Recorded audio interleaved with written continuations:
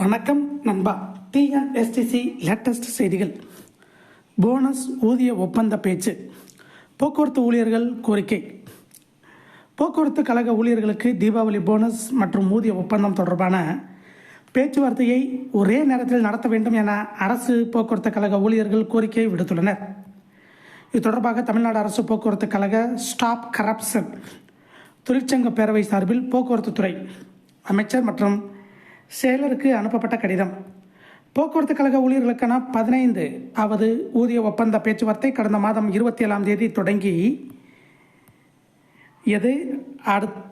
தடுத்து தீபாவளி, கிறிஸ்துமஸ், பொங்கல் என பண்டிகைகள் வருகின்றன.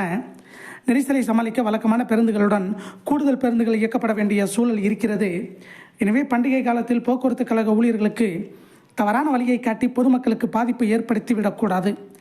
அடுத்த கட்டமாக ஊதிய ஒப்பந்தம், தீபாவளி போனஸ் குறித்து ஒரே நேரத்தில் பேச்சுவார்த்தையை நடத்த வேண்டும். இதற்கான தேதியை விரைந்து அறிவிக்க வேண்டும் என தெரிவிக்கப்பட்டுள்ளது.